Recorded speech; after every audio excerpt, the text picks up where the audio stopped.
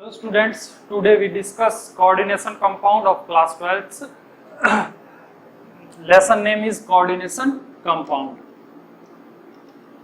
and the lesson number is 9. Lesson number है 9. Okay. देखो students, first of all दो type के आपके सामने पहले तो क्वेश्चन होते हैं. फर्स्ट क्वेश्चन आपका सामने बनेगा वो होगा what is covalent bond, what is covalent bond, and second is what is coordinate bond, what is coordinate bond. सुनने में दोनों सेम से लगते हैं बट दोनों में छोटा सा डिफरेंस है. आपसे वो पूछा जाता है, ये वाइवा में पूछ लेते हैं, नॉर्मल प्रैक्टिकल में आपके व्हाट इज कोवेलेंट बॉन्ड. तो कोवेलेंट बॉन्ड कौन से होते हैं? जो इलेक्ट्रॉन की क्या हो शेयरिंग से बने. कोवेलेंट बॉन्ड कौन से होंगे? जो इलेक्ट्रॉन की क्या हो शेयरिंग से बनते हैं. और कोऑर्डिनेट बॉन्ड कौन से होते हैं? जिसमें इलेक्ट्रॉन की शेयरिंग ना हो. कि क्या होता है, एक पूरा लोन पेयर एक एटम के से दूसरे पे क्या होता है ट्रांसफर हो जाता है. एक पूरा लोन पेयर क्या होता है एक एटम से दूसरे पे ट्रांसफर होता है. तो देखो what is covalent bond. In covalent bond two atom donate two electron and form one single bond.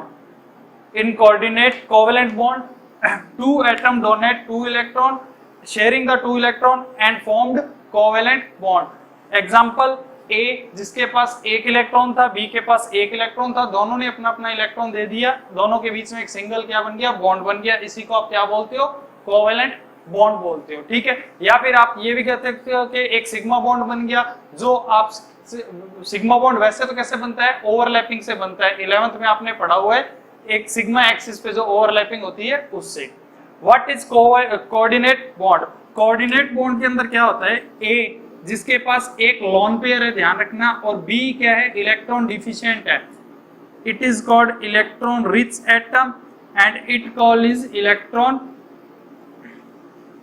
deficient atom. Electron deficient atom. A donate the lone pair for of B. तो A ने क्या करा B को अपने lone pair दे दिए. ठीक है. और कोऑर्डिनेट बॉन्ड को आप एक एरो से दिखाते हैं. ध्यान रखना एरो की डायरेक्शन किस तरफ होगी, जो एटम इलेक्ट्रॉन देगा और जो एटम इलेक्ट्रॉन लेगा उसकी साइड में, इलेक्ट्रॉन जो लेगा उसकी तरफ आपको एरो करके दिखाना है. Okay. What is coordinate bond. अब बात आता है कोऑर्डिनेशन कंपाउंड क्या होते हैं या कोऑर्डिनेशन केमिस्ट्री क्या होती है, ये भी बोल सकते हो. तो कोऑर्डिनेशन कंपाउंड क्या होते हैं. तो देखो in coordination compound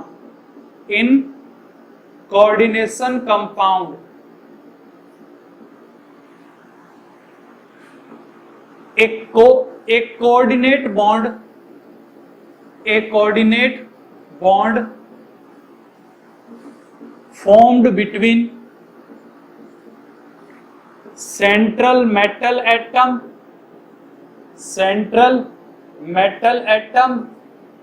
and a electron donor atom. In coordination compound a coordinate bond formed between central metal atom and electron donor atom. And coordinate compound का केमिस्ट्री की जिस ब्रांच के अंदर आप क्या करते हो स्टडी करते हो वो आपकी कोऑर्डिनेशन केमिस्ट्री एक ब्रांच ही बन जाती है. अब देखो इसके अंदर मैंने क्या बताया, एक coordinate bond formed between central metal atom and electron donor atom. यहां पर electron donor atom called as a ligand. यहां पे आप इसको क्या बोलोगे लिगेंड बोलोगे. ठीक है. होता क्या है कि एक मेटल होता है जिसके पास इलेक्ट्रॉन डिफिशिएंट होता है, जिसपे आप क्या लिखते हो प्लस का चार्ज लगाते हो, जिसपे आप क्या करते हो प्लस का चार्ज लगाते हो. ऐसे ही आपके पास क्या होता है एक लिगेंड होता है जिसके पास लोन पेयर होते हैं. लिगेंड क्या करता है इस मेटल के वैकेंट ऑर्बिटल को क्या करता है इलेक्ट्रॉन देता है. वैकेंट ऑर्बिटल को इलेक्ट्रॉन देगा तो मेटल के पास इलेक्ट्रॉन कहां से है लिगेंड से है, तो इसके बीच में क्या बन गया एक कोऑर्डिनेट बॉन्ड बन गया. एग्जांपल के लिए अगर मैं आपको बताऊं तो देखो CCl4 कार्बन टेट्राक्लोराइड और SiCl4. ठीक है. इसके पास क्या होता है, सिलिकॉन के पास साइज बड़ा है, तो इसके पास क्या है, वैकेंट डी ऑर्बिटल है। जिसके पास वैकेंट ऑर्बिटल होंगे, जिसके पास वैकेंट ऑर्बिटल होंगे, वहीं कोऑर्डिनेट बॉन्ड बनने की ज्यादा पॉसिबिलिटी होती है। ओके, CCl4 के पास में, कार्बन के पास वैकेंट ऑर्बिटल नहीं है, इसलिए यहाँ पे कोऑर्डिनेट बॉन्ड ना बनके क्या बनता है, कोवेलेंट बॉन्ड बनता है। CCl4 का कोवेलेंट बॉन्ड आपने 10th में और 11th में कई बार बनाया हुआ है। ठीक है, ये हो गया आपका कोऑर्डिनेशन कंपाउंड की एक डेफिनेशन टाइप की है, मैंने बात करी है। उसके बाद मैं आपसे बात करता हूं, एक सबसे मेन चीज है जिसका क्वेश्चन आरबीएससी में भी पूछा जाता है, double salt. What is double salt? What is double salt? ठीक है, आपसे क्वेश्चन ही पूछते हैं डबल सॉल्ट क्या होते हैं, what is double salt. First, it is solid in nature, it is solid in nature. Second, it is water soluble, it is water soluble. Third,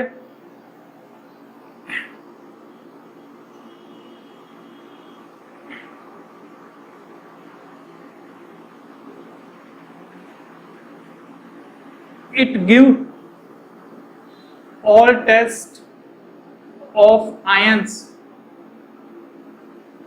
which it formed, मतलब ये अपने उन सभी आयनों का टेस्ट देते हैं जिससे ये क्या होते हैं, फॉर्म्ड होते हैं। एग्जांपल के लिए सबसे बेस्ट इसके एग्जांपल याद करने, आपसे आरबीएससी में क्वेश्चन आया व्हाट इज डबल सॉल्ट, और इसके एग्जांपल पूछे गए हैं। और एक बार हाफ नंबर का क्वेश्चन पूछा गया, वो पूछा गया what is potash alum, potash alum का फॉर्मूला जिसको आप फिटकरी बोलते हो।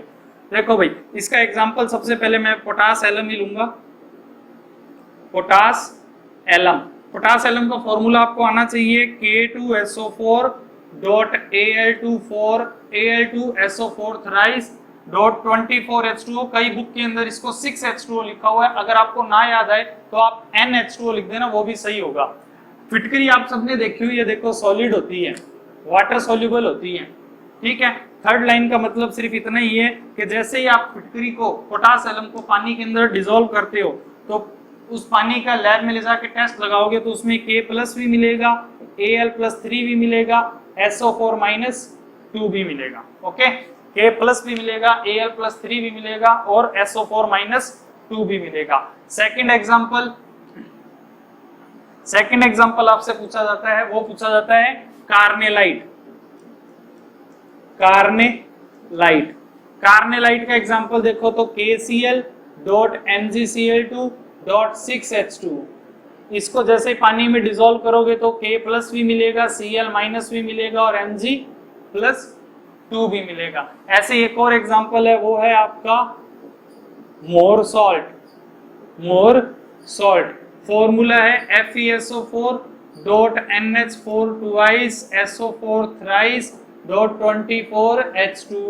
इसको पानी में डिसॉल्व करोगे Fe+2 भी मिलेगा, SO4- 2 भी मिलेगा, NH4+ भी मिलेगा। ये डबल सॉल्ट के 3 एग्जांपल आपके आरबीएससी बुक के हैं और आपसे तीनों एग्जांपल पूछे हुए हैं।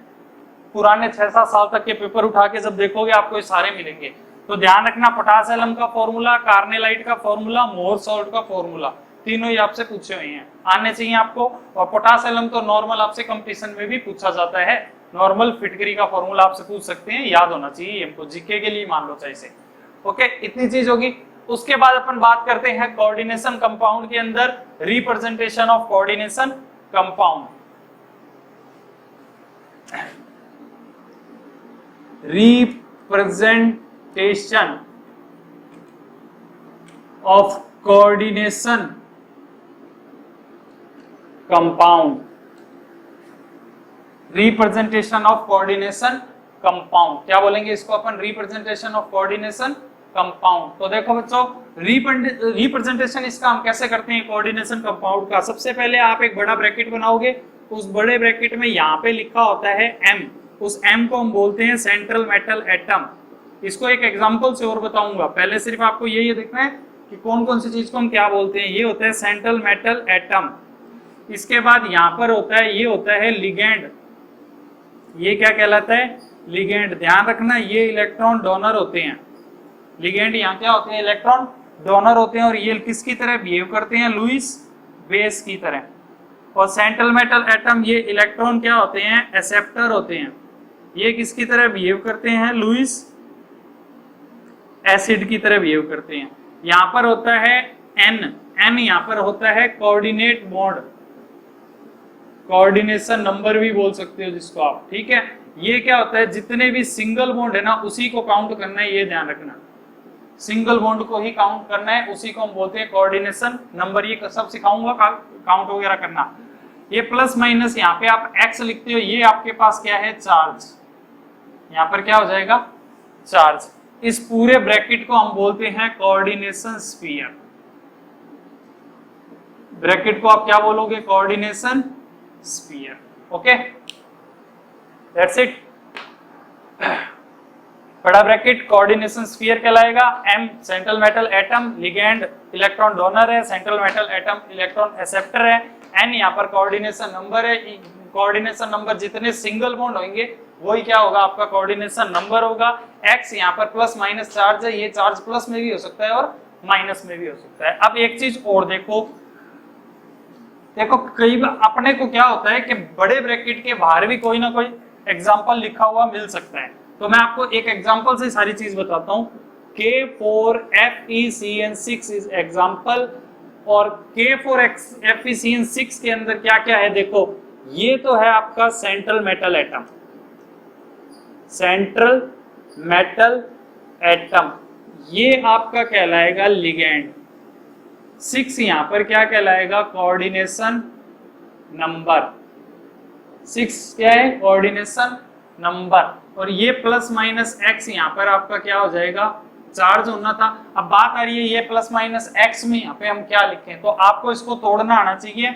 सबसे पहले देखना, बड़े ब्रैकेट के इस तरफ मैं कुछ भी लिखूंगा वो प्लस का होगा, और बड़े ब्रैकेट के उस तरफ मैं कुछ भी लिख दूं वो क्या होगा, माइनस का। सिंपल सा याद करके जाना कि भाई बड़े ब्रैकेट के इस तरफ क्या होता है, प्लस की चीजें होती है, और बड़े ब्रैकेट के इस तरफ क्या होते हैं, माइनस की चीजें होती है। क्योंकि ये मैंने एक एग्जांपल लिया है, आपकी बुक में कम से कम 10 एग्जांपल हैं, अपने को सारे एग्जांपल कर करके देखने पड़ते हैं।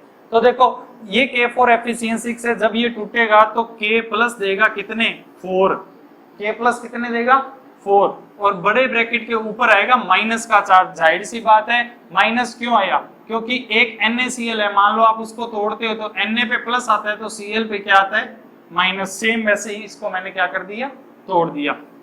K प्लस माइनस Fe यहाँ पर आ गया, Cn यहाँ पर आ गया, 6 यहाँ पर आ गया, और यहाँ पे माइनस का 4 आ जाएगा, क्योंकि जितने यहाँ पे एटम होंगे वही यहाँ पे नंबर लिखना होता है। ओके, ये आपको मैंने बताया सारा कोऑर्डिनेशन कंपाउंड का रिप्रेजेंटेशन। आज के लिए ये वीडियो इतना ही है। नेक्स्ट टॉपिक में आपको कराऊंगा types of ligand. Types of ligand भी बहुत इंपॉर्टेंट टॉपिक है, आरबीएससी में इसके क्वेश्चन पूछे गए हैं। Okay, thank you.